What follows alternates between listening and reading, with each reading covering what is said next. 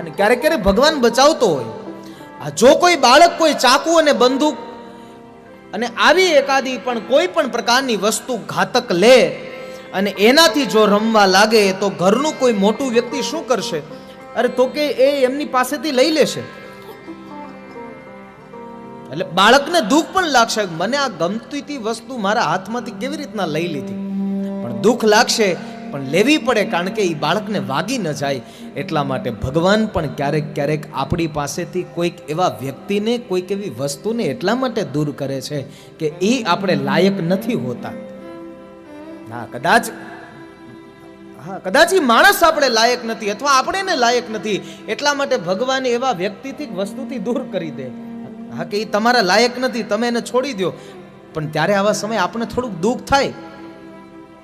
આપણે જેવી રીતના પેલા ઓલા નાના બાળકને માટે પોતાના વડીલોએ, ઘરના વડીલોએ વિચાર્યું હતું, અને એવી રીતના ભગવાન પણ આપણા માટે વિચારે છે.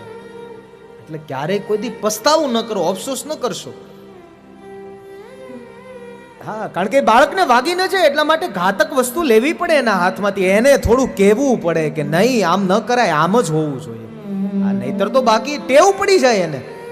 આ ટેવ પડી જાય તોય પાછું એ તો કદાચ નાનો હોય, એને સમજાવવું પડે બાળકને. આ વડીલ એને સમજાવે કે નહીં હો, નહીં ઊભું થવાનું, બેઠું રહેવાનું. હા, પછી તમે એને સમજાવો તો એ સમજ.